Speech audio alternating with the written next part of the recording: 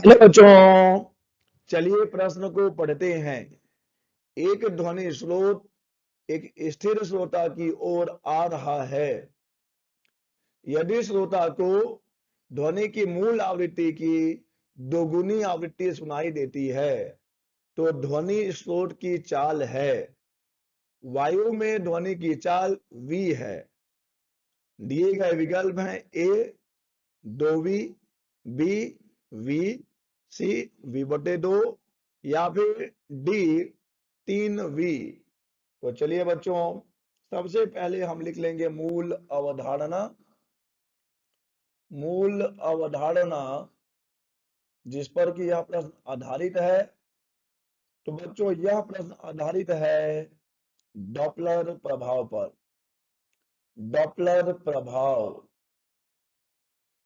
चलिए बच्चों पहले समझते हैं डॉपलर प्रभाव को, फिर हम पता करेंगे कि इनमें से सही विकल्प कौन सा होगा।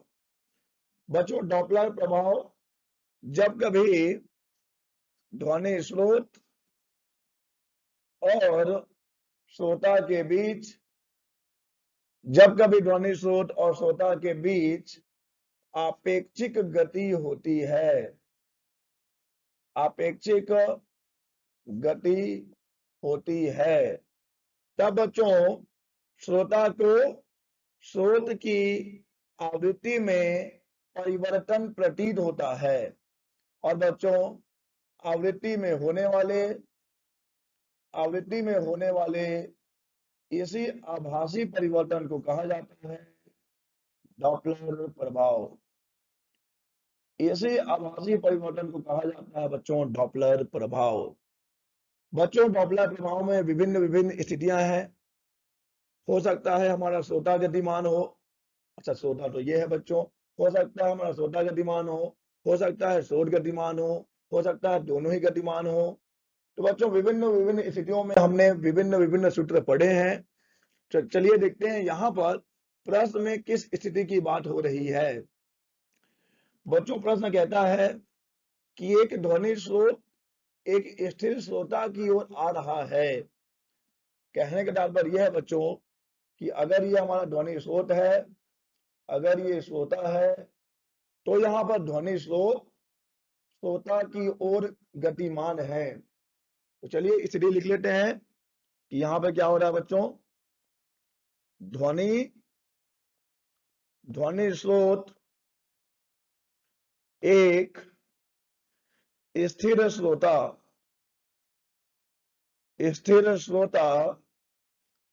की ओर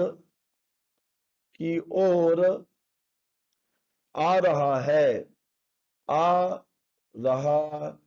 है। ठीक है बच्चों। और यहाँ पर मान लिया, चलो हमने मान लिया कि ध्वनि स्रोत जो है वो श्रोता की ओर VS से आ रहा है।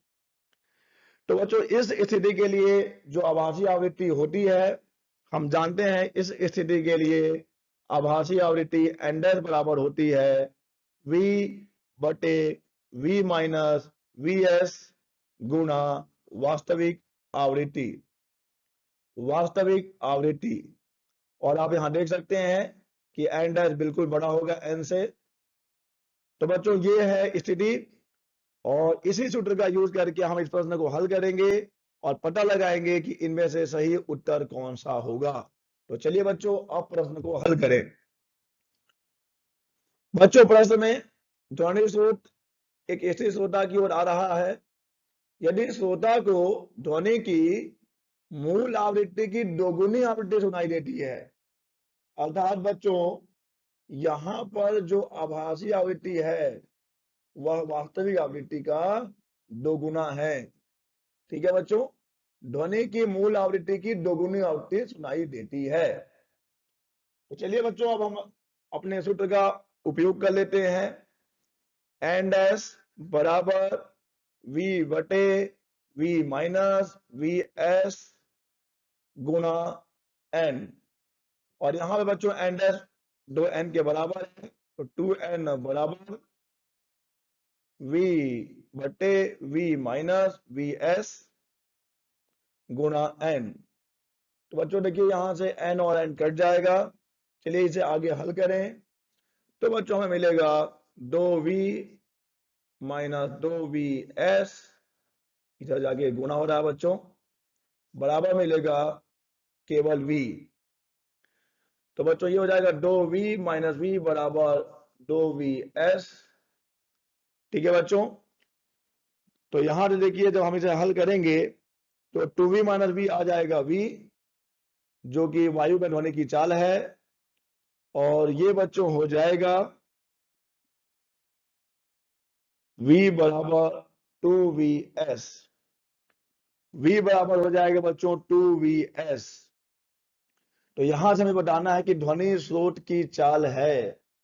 तो बच्चों ध्वनि स्रोत की चाल हो जाएगी ध्वनि के वेग का आधा, vs बराबर v बटे 2। अतः इस प्रश्न का सही विकल्प हो जाएगा सी, v बटे 2। आशा करते हैं आपको समझ आया होगा। धन्यवाद।